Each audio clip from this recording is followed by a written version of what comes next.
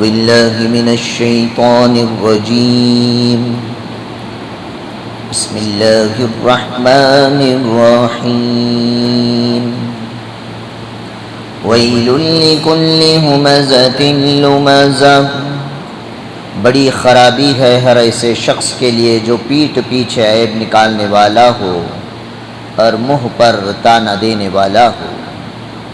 الذی جمع مالا وعددا جو مال جمع کرتا ہو اور اس کو بار بار گنتا ہو. یحسب ان مالہ واخلدہ وہ خیال کرتا ہے کہ اس کا مال اس کے پاس ہمیشہ رہے گا. کلا لینبذن فی الحطمہ ہرگز نہیں واللہ وہ شخص ضرور بالضرور حطمہ میں ڈالا جاوے گا. وما ادراک ما الحطمہ تم کو کچھ معلوم ہے کہ حطمہ کسے کہتے ہیں؟ نار اللہ الموقدہ وہ اللہ کی آگ ہے جو بھڑکائی گئی ہے. التی تطلع علی الافئدہ جو دلوں تک پہنچ جائے گی. انہا علیہم مؤصدہ یقیناً وہ آگ ان پر ہر طرف سے بند کر دی جائے گی. فی عمد ممددہ وہ لمبے لمبے ستونوں کے ساتھ بندھے ہوئے ہوں گے. اس صورت کے اندر آپ حضرات کے سامنے ہمزہ اور لمزہ کی تشریح گزری ہے. ہمزہ کہتے ہیں پیٹھ پیچھے غیبت کرنے والا، لمزہ کہتے ہیں منہ پر تانا دینے والا. اسی کے ضمن میں غیبت اور بہتان کے درمیان کا فرق بیان کیا گیا. مرنے کے بعد کیا ہوگا ایک کتاب ہے، اسی طرح دوزخ کا کھٹکا اس کتاب کے اندر لکھا ہوا ہے. حدیث پاک کو بیان کیا گیا ہے کہ جو آدمی دوسروں پر بہتان لگاتا ہے یعنی جھوٹے الزامات لگاتا ہے، سنی سنائی بات کو پھیلاتا ہے، جیسا کہ آج کل سوشل میڈیا پر اور واٹس ایپ یونیورسٹی پر جو بات بھی آ جاتی ہے آدمی دھڑلے سے شیئر کرنے لگتا ہے، تحقیق نہیں کرتا کہ اس میں سچی بات کون سی ہے، فیک نیوز کون سی ہے. تو جو نیوز آپ شیئر کر رہے ہیں، آگے پھیلا رہے ہیں، اس کے بارے میں پہلے تحقیق کریں. اگر اس میں کسی شخص کے بارے میں بہتان لگا ہے تو اس کے بارے میں حدیث پاک میں آتا ہے. دوزخ کے کھٹکا والی کتاب میں بیان فرمایا، جناب محمد الرسول اللہ صلی اللہ علیہ وسلم ارشاد فرماتے ہیں کہ حشر کے میدان میں بعض لوگ پریشان ہو کر ادھر ادھر دوڑ رہے ہوں گے، لیکن ان کے پاخانے کی جگہ سے ایک جھنڈا لگا ہوا ہوگا. تو حضرت جبرائیل علیہ السلام سے نبی کریم صلی اللہ علیہ وسلم نے معراج کی شب میں جب دوزخ کے حالات کو دیکھا تو اس وقت پوچھ لیا تھا، اے جبرائیل وہ کون ہیں جن کے پاخانے کے راستے پر جھنڈا لگا ہوا ہے اور وہ پریشان گھوم رہے ہیں؟ حضور اکرم صلی اللہ علیہ وسلم نے فرمایا کہ یہ وہ لوگ ہیں جو دنیا میں دوسروں پر بہتان لگایا کرتے تھے، یعنی بغیر جانچ پڑتال کے جو بھی خبر کسی کے بارے میں معلوم ہوئی ہم سارا محلہ بولتے پھرتے رہتے ہیں اور اس جھوٹی سچی بات کو سارے محلے میں پھیلا کر ہم خود یہ فتویٰ لگا دیتے ہیں کہ سارا محلہ کہہ رہا ہے. تو ایسے لوگوں کو ان آیات پر، اس حدیث پر غور کرنا چاہیے. اسی طرح غیبت کے بارے میں یہ حدیث بھی گزری. آقا کریم صلی اللہ علیہ وسلم نے فرمایا الغیبت اشد من الزنا غیبت کرنا یہ بدکاری ریپ کرنے سے بھی بڑا گناہ ہے. اسی طرح اسی زبان سے جھوٹ اور سچی بہتان اور چغلخوری، بہتان اور غیبتوں کے ساتھ ایک دوسرے کی چغلخوری کرتے ہیں، یعنی تمہارے بارے میں اس نے یہ کہا، اس نے یہ کہا.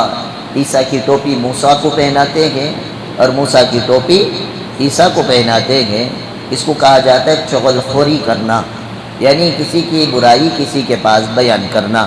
اس کے بارے میں حدیث پاک میں فرمایا رسول کریم صلی اللہ علیہ وسلم کا ارشاد ہے لا يدخل الجنت قطات چغلخور کبھی جنت میں داخل نہیں ہوتا. ان گناہوں کو اس لیے گناہوں کو گنایا جا رہا ہے کہ ان گناہوں کو کرتے ہوئے دماغ میں یہ بات بھی نہیں آتی کہ یہ گناہ ہے، جبکہ یہ سارے کے سارے اعمال حرام بیان کیے گئے ہیں۔ اسی طرح حضور اکرم صلی اللہ علیہ وسلم کی جب دین کی دعوت پر لوگ دھڑلے سے ایمان کی طرف آ رہے تھے تو قریش مکہ کو ان کے سرداری کا خوف ہوا، تو وہ حضور اکرم صلی اللہ علیہ وسلم اور صحابہ کے بارے میں ایک دوسرے کے پیٹھ پیچھے برائیاں بیان کرتے، غیبت کرتے، اور منہ پر مل جاتے تو سامنے طعنہ دیا کرتے تھے۔ الغرض اس کے بعد آپ حضرات کے سامنے یہ بات بھی گزری، حضور اکرم صلی اللہ علیہ وسلم سے جب کوئی آمنے سامنے ہو کر طعنہ دیتا یا اللہ کے بارے میں سوال کر بیٹھتے تھے کہ تم تو اپنے اللہ کے بارے میں اتنا سب کچھ کہتے ہو اور ہمارے بتوں کا برا بھلا کہتے ہو، تو ذرا یہ بھی تو بتاؤ کہ تمہارا رب کون ہے، تمہارے رب کا شجرہ کیا ہے، حسب اور نسب کیا ہے۔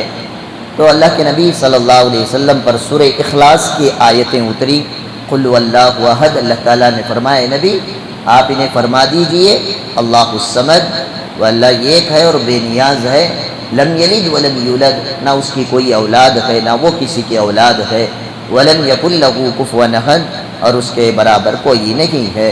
اللہ تعالیٰ نے اس سورہ اخلاص کے اندر اپنا انٹروڈکشن دیا ہے۔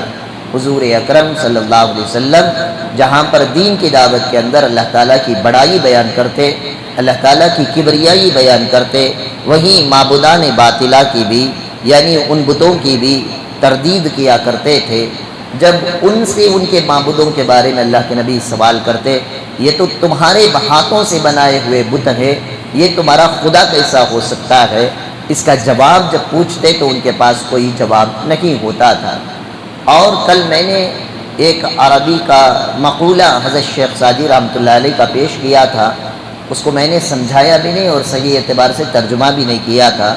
آدمی جب کسی کے سوال پر جواب دینے کے لیے خاموش ہو جاتا ہے، لاجواب ہو جاتا ہے، اس کے پاس کوئی دلیل نہیں ہوتی پلٹا کر جواب دینے کی، تو وہ آدمی پرسنل کوسچنز پہ چلا جاتا ہے۔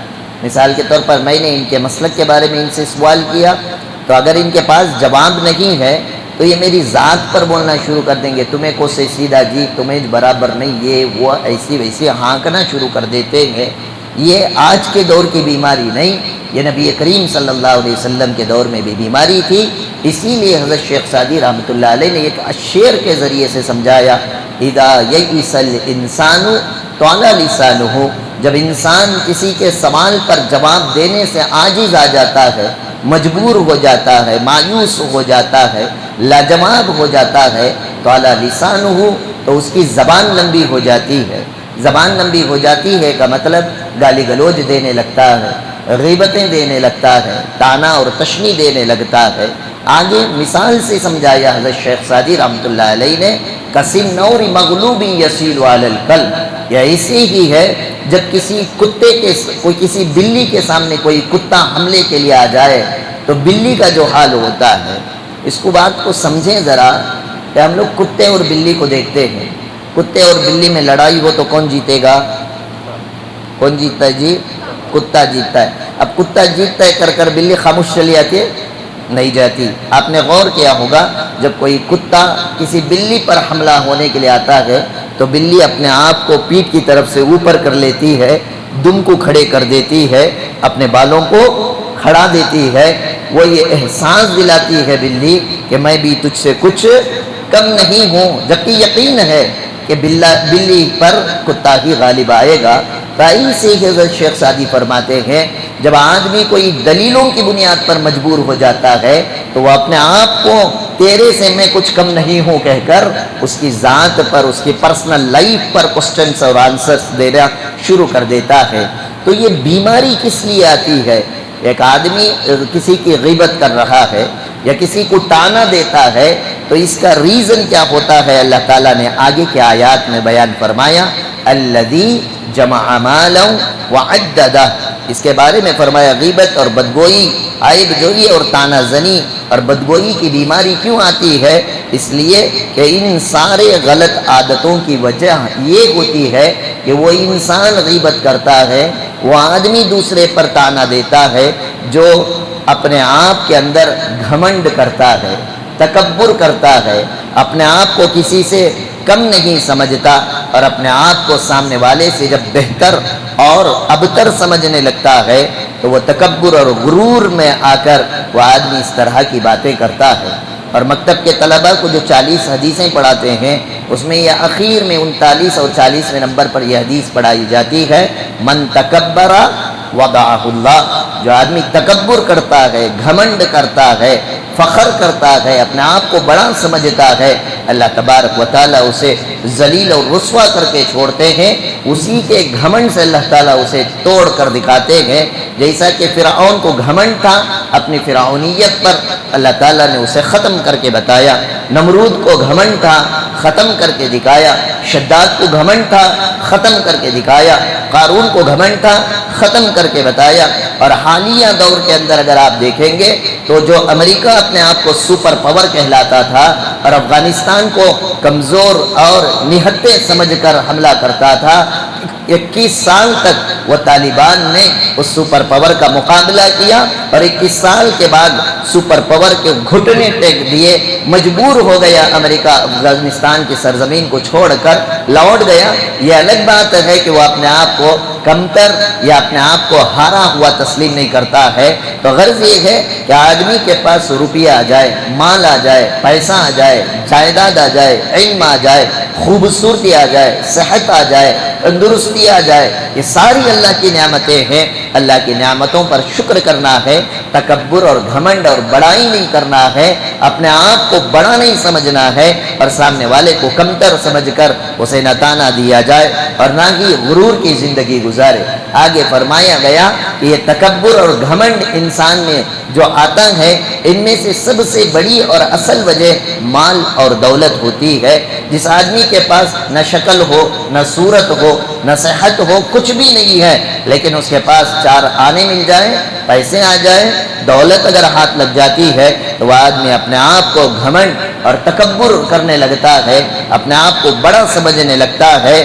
اور جس کے پاس مال آ جاتا ہے اور وہ مال دن بدن اس کے اندر حرص پیدا کرتا ہے۔ اسی لیے کہاوت اور مثل مشہور ہے، ہے والے کو حرص زیادہ۔ ہم لوگ کہتے ہیں نہیں دکنی میں، ہے والے کو حرص زیادہ، جس کے پاس جتنا مال رہے گا وہ چاہے گا کہ اور مال ملے۔ آقا کریم صلی اللہ علیہ وسلم نے حدیث میں یہاں تک فرمایا، اگر کسی کو 2 سونے کے پہاڑ مل جائیں تب بھی وہ تیسرے سونے کے پہاڑ کی تمنا کرے گا۔ یہ دنیا داری کی وجہ اور یہ حرص کی وجہ بیان فرمائی ہے۔ اور دوسری بات، جس کے پاس مال آ گیا، مال کے ساتھ اگر دل نہیں آیا، دیکھو ایک ہے مال کے ذریعے مالدار ہونا، ایک ہے دل کے ذریعے مالدار ہونا۔ آپ نے حدیث میں پڑھا ہوگا، الغنا غنى النفس، اصل دولت مندی دل کی بے نیازی ہے۔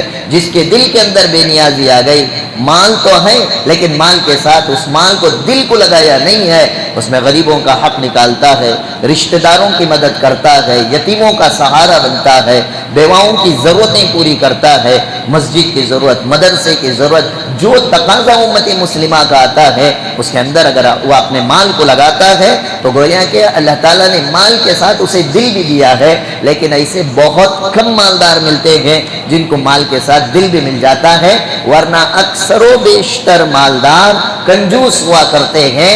آگے اللہ تعالیٰ نے بیان فرمایا، الذی، یہ وہ لوگ ہیں، جمع مالوں، جو مال کو جمع کرتے ہیں، وعددہ، اور گن گن کر رکھتے ہیں۔ مفسرین نے لکھا کہ مال کو جمع کرنا اور مال کو بار بار گننا اس کی 2 وجہ سے ہوتی ہے۔ ایک، وہ آدمی کنجوس جو رہے گا وہ بار بار گن گن کر رکھے گا کہ کہیں ایک نوٹ کم تو نہیں ہو گئی، بار بار گنے گا، اسے تجوری کے اندر سجا کر رکھے گا۔ اور دوسرا آدمی مال کو کب گنتا ہے؟ جب لوگوں کو دکھانا ہوتا ہے کہ میرے پاس بھی پیسے ہیں، میں بھی کم نہیں، تو ریاکاری کے لیے تو گنے گا، یہ کنجوسی کی بنیاد پر گنے گا۔ جس آدمی کے اندر یہ 2 عادتیں آ جائیں، یا تو وہ کنجوس ہوگا یا دکھلاوا کرنے والا ہوگا۔ آگے فرمایا گیا کہ یہ آدمی مال کو جمع کر کے کیوں رکھتا ہے؟ بہت سارے لوگ اپنی سیونگز میں رکھتے ہیں، بانڈز میں رکھتے ہیں، ڈالرز میں رکھتے ہیں، اور بہت سارا مال اکٹھا کر کے رکھتے ہیں۔ جب ان سے پوچھا جائے بھائی کیا کرتا رہے اتنا مال جمع کو، وقت پر کام آئے گا، جواب کیا ہوتا ہے؟ وقت پر کام آئے گا۔ یہ میرے نبی کے دور کی حدیث ہے نہیں، اسے ہم اپنی زندگی میں ڈھال کر دیکھیں۔ اَيَحْسَبُ الَّذِي جَمَعَ مَالًا وَعَدَّدَهُ يَحْسَبُ أَنَّ مَالَهُ أَخْلَدَهُ۔ وہ آدمی یہ گمان کرتا ہے کہ یہ مال کے ذریعے سے میں ہمیشہ سدا بہار رہوں گا، یہ مال میرے برے وقت میں کام آئے گا۔ لیکن آج کے دور میں آپ اٹھا کر دیکھ لیں، جتنے مالدار اپنے مال کو جمع کر کے رکھے ہیں، اس مال کی بنیاد پر وہ اپنی زندگی کو روک نہیں سکے ہیں۔ ابھی حال ہی کے اندر میں ایک ایسے واقعے کو جانتا ہوں، بہت اللہ تعالیٰ نے مال بھی دیا، دولت بھی دی، کینسر آ گیا آدمی کو، لیکن اتنا مال تھا کہ اس کو پرائیویٹ ہاسپٹل میں لے جا کر علاج کرایا جا سکتا تھا، لیکن خاندان والے تیار نہیں ہوئے، کہہ دیا یہ تو جتنے لاکھ بھی خرچ کرو آج نکل مرنے والا ہے، لے کے جا کر سرکاری ہسپتالوں کے حوالے کر دیا گیا۔ غرض یہ ہے، یاد رکھیں، جو آدمی مال کو اکٹھا کرتا ہے یہ سوچ کر کہ یہ برے وقت میں کام آئیں گے، یاد رکھیں اس کا مال اسے کبھی برے وقت میں کام نہیں آتا ہے۔ اس لیے کہ اگر ہماری زندگی کے اندر اگر کوئی برا وقت آتا ہے تو یقیناً یہ اللہ کی جانب سے ایک آزمائش ہوتی ہے۔ اس سے بالکل میں منع بھی نہیں کرتا کہ تھوڑا بھی نہ رکھو، ہاں رکھیں، لیکن جب آپ کی ابھی پریشانی آئی نہیں، اس کے لیے آپ اکٹھا کر رہے ہوں، تو جو آدمی سامنے سے پریشان نظر آ رہا ہو، اس پریشان انسان کو ہمارے مال میں للسائل حق للسائل والمحروم، اللہ تعالیٰ نے فرمایا کہ جس کے پاس مال نہیں ہے، جس کے پاس اس کی ضرورت کے لیے کوئی چیز نہیں، اس کی ضرورتوں کو اللہ تعالیٰ نے تمہارے مالوں کے اندر چھپا کر رکھا ہے۔ تو جہاں پر جو اللہ تعالیٰ ہمیں اپنی نعمت مال جیسی عطا فرمایا ہے، اس مال جیسی نعمت کے اندر اپنی ضرورتوں کے ساتھ ساتھ ہمیں دوسروں کی ضرورتوں کا بھی خیال کرنا چاہیے اور دوسروں کی بھی امداد، نصرت اور مدد کرنی چاہیے۔ اللہ تبارک و تعالیٰ سے دعا ہے، اللہ تبارک و تعالیٰ کہنے اور سننے سے زیادہ ہم سب کو عمل کی توفیق عطا فرمائے۔ سوال ہے؟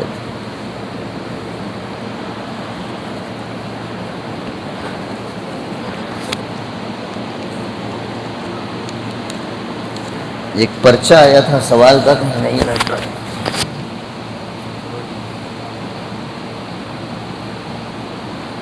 تراویح 20 رکعت ہے تو اہل حدیث 8 کیا پڑھتے ہیں؟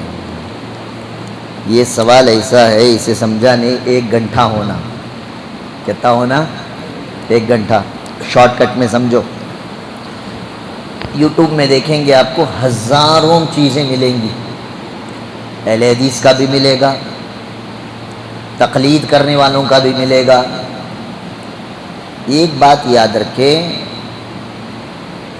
ایک ہے تراویح، ایک ہے قیام اللیل۔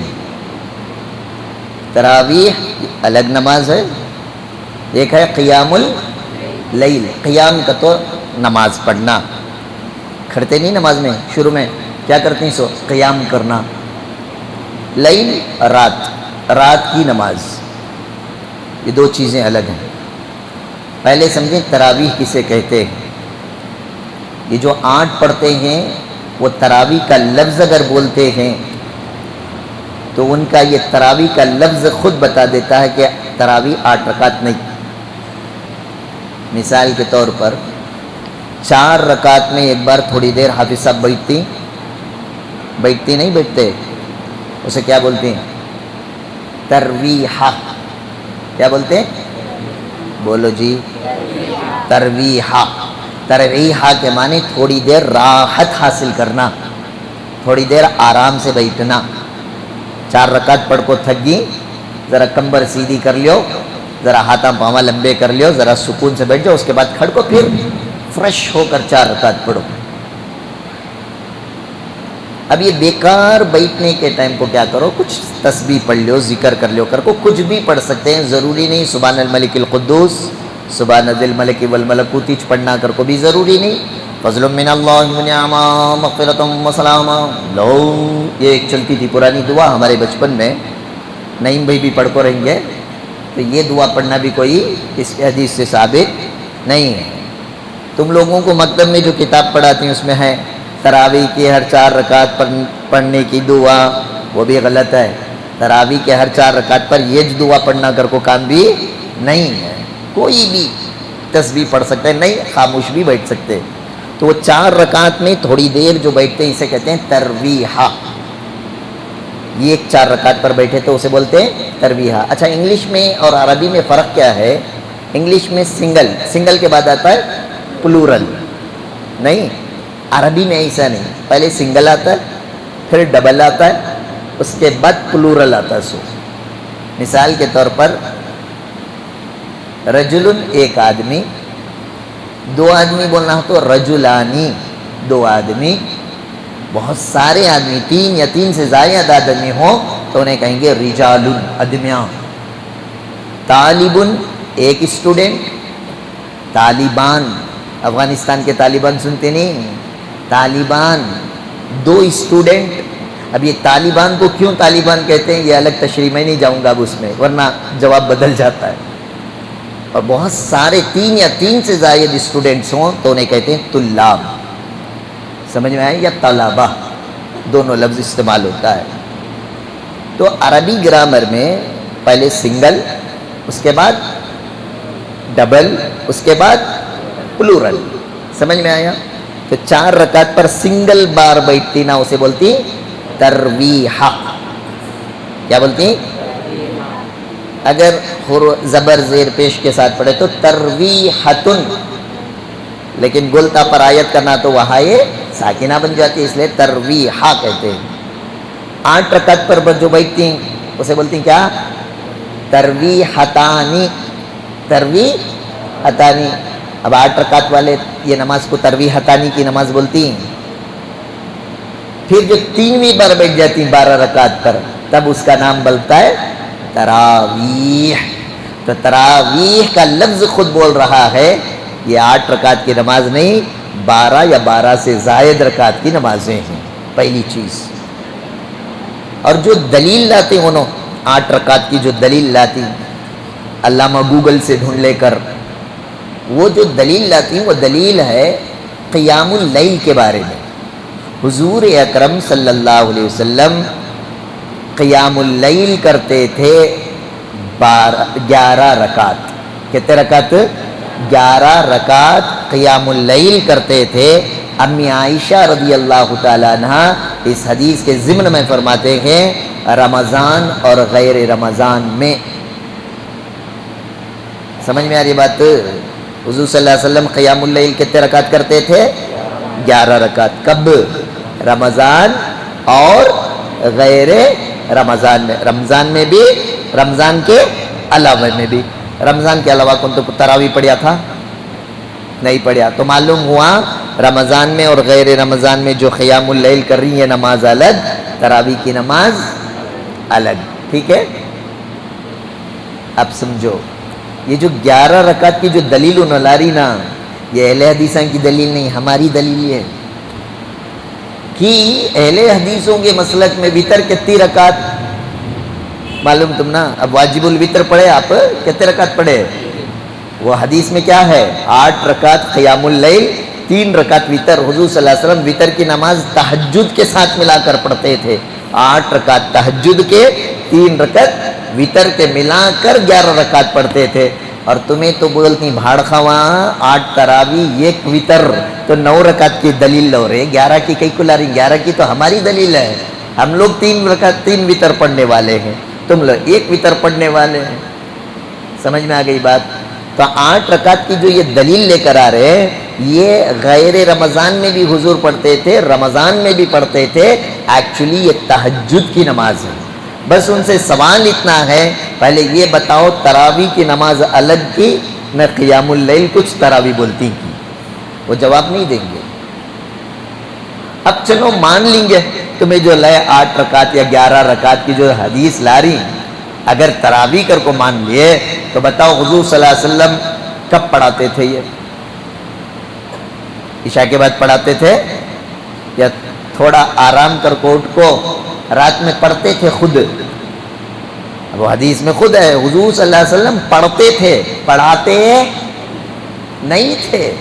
حضور صلی اللہ علیہ وسلم قیام اللیل کرتے تھے، کراتے تھے کر کو نہیں ہے، ٹھیک ہے؟ تو معلوم ہوا ان کی جو 8 رکعت کی جو دلیل لا رہی یہ تہجد کی نہیں میاں مٹھو، یہ دلیل ہے تہجد کے نماز کی۔ اب دوسری بات، ہم لوگ 20 کیوں پڑھتے ہیں؟ اس کی الگ الگ وجوہات ہیں۔ 3 روایتیں مشہور ہیں۔ ایک روایت میں آتا ہے حضور صلی اللہ علیہ وسلم نے 3 دن تراویح پڑھائی۔ کتنے دن پڑھائی؟ 3 دن۔ یہ اہل حدیث بھی مانتی۔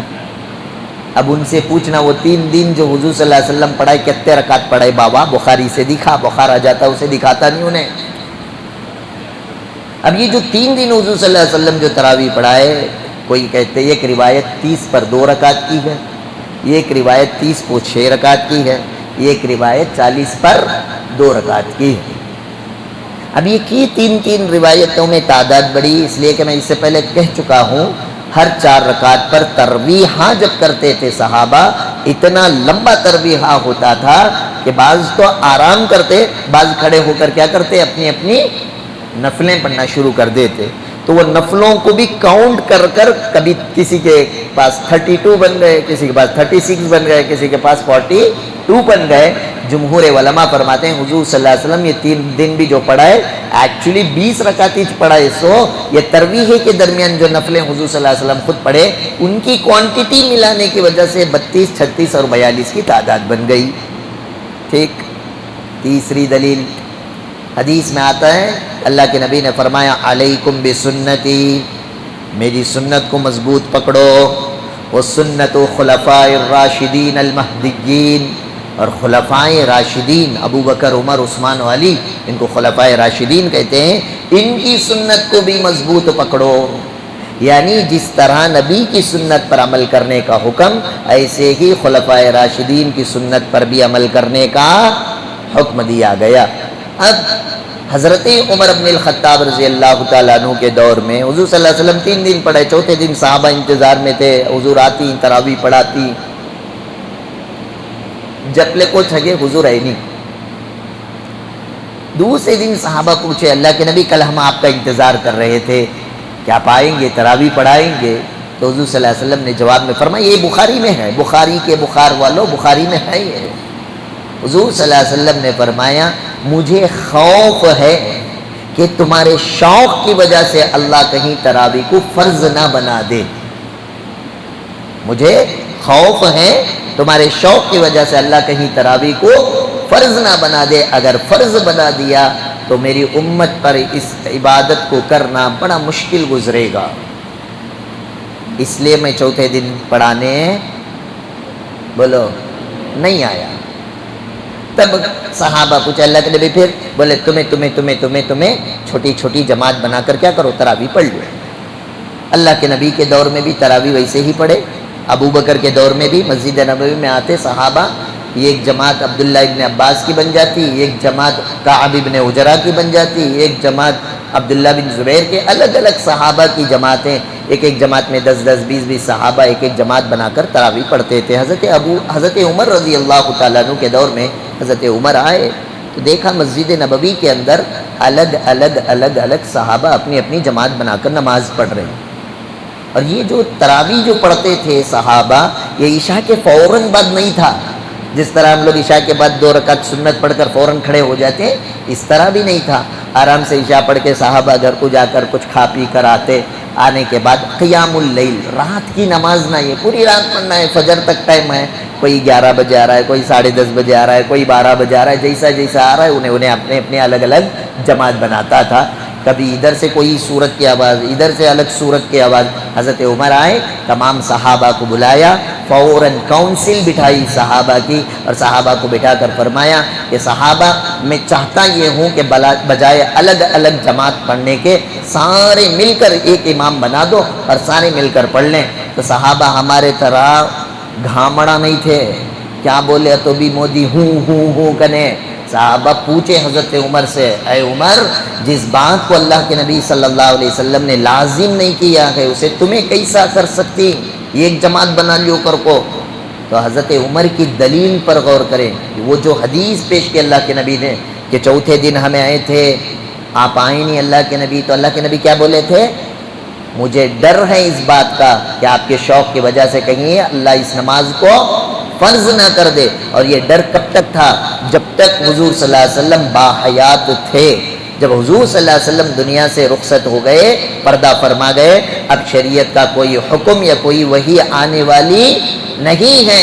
حضرت عمر اسی کو دلیل بنا کر فرمایا صحابہ سے، اللہ کے نبی نے فرمایا تھا مجھے خوف ہے، اب اللہ کے نبی نہیں تو وہ خوف بھی نہیں، اب کوئی وحی آنے والی نہیں ہے، اب کوئی فرض ہونے والا نہیں ہے، بجائے الگ الگ پڑھنے کے ہم سارے مل کر ایک امام کے پیچھے پڑھیں۔ سارے صحابہ نے حضرت عمر کی اس دلیل کے سامنے بے جواب لاجواب ہو گئے۔ فرمایا کہ عمر جیسے آپ کی رائے ہے، سب نے اپنی اپنی دلیلیں پیش کی، کسی نے کہا اتنی رکعت، اتنی رکعت، اتنی رکعت، اتنی رکعت، اتنی رکعت، سارے صحابہ کے متفقہ فیصلے پر یہ طے پایا گیا کہ 20 رکعت تراویح ایک امام کے پیچھے عشاء کے فوراً بعد جماعت کے ساتھ تراویح میں مکمل قرآن۔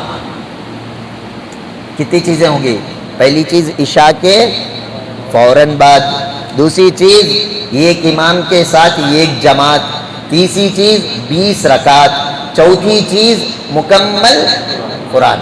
4 چیزیں، یہ 4 میں سے اہل حدیث بھی 3 کو فالو کرتی، عشاء کے فوراً بعد بھی پڑھتی، صحابہ کی طرح تھوڑا وقفہ دے کر بعد میں آ کر نہیں پڑھتے، ایک جماعت کے ساتھ بھی پڑھتی، مکمل قرآن مجید بھی مانتی۔ تو 3 چیزیں حضرت عمر کے صحیح، خالی 20 کی بات غلط، کھینچ کو 4 دینا۔ ڈسکاؤنٹ کے آدمی، ڈسکاؤنٹ جا کو بازار میں لے، عبادت میں ڈسکاؤنٹ تجھے نہیں ملے گا۔ سمجھ میں آ گئی بات؟ مختصر سی بات اتنی سمجھ لو کہ اللہ کے نبی صلی اللہ علیہ وسلم نے صحابہ کی سنت کو بھی اختیار کرنے کا حکم دیا ہے، اس لیے ہم حضرت عمر کے اور تمام صحابہ کے اجماع پر عمل کرتے ہوئے 20 رکعت تراویح عشاء کے فوراً بعد ایک جماعت کے ساتھ مکمل قرآن مجید کے ساتھ 4 باتوں کو مانتے ہوئے ہم لوگ عمل کرتے ہیں۔ اچھا، سنت میں اتنے ٹانگاں کھینچتی نہیں، یہ کہ اہل حدیث تو بھی فجر میں آتا ہے کیا؟ دیکھو پہلے فرض پکڑ رہے، بعد میں سنت کی بات کریں گے۔ یہ جتنے یہ 8-20 والے ہی نہیں، کھیکڑے، انہوں سب رمضان میں نکلتی سو، رمضان جاتے ہی جب بلا میں عیسیٰ گھستی، فجر میں منڈی تو دور کے بعد دم بھی دکھتی نہیں ان کی۔ اس لیے آپ لوگ بالکل مغالطے میں نہ رہیں، اطمینان سے رہیں، سکون سے رہیں۔ اللہ کے نبی کا عمل، صحابہ کا اجماع، ہمارے نزدیک 4 چیزیں دلیل ہیں: قرآن، حدیث، اجماع صحابہ، قیاس۔ سمجھ میں آ گئی بات؟ یہ 4 دلیلوں پر عمل ہم لوگ کرتے ہیں، اسے ادلہ اربع کہتے ہیں۔ ہماری تراویح عین حضور صلی اللہ علیہ وسلم کے منشے کے مطابق، صحابہ کے عمل کے مطابق ہے۔ اللہ تعالیٰ 20 رکعت تراویح کا اہتمام کرنے کے ہم سب کو توفیق عطا فرمائے۔ ایک پرچی شاید ساجد بھائی دیے تھے، 3 سوالات تھے روزے کے بارے میں، کہیں گم ہو گئی ہے، انشاءاللہ کل اس کے جوابات دیے جائیں گے۔ ٹائم ہو گئے کافی۔ فجر اور عصر کے بعد قرآن کی تلاوت کے وقت اگر سجدے کی آیت آئے تو کیا سجدے کو ادا کر سکتے ہیں یا نہیں؟ انشاءاللہ کل جواب دیں گے۔ سبحان اللہ و بحمدہ، سبحانک اللہم و بحمدک، اشہد ان لا الہ الا انت واستغفرک واتوب الیک۔ سبحان ربک رب العزۃ عما یصفون، وسلام علی المرسلین والحمد للہ۔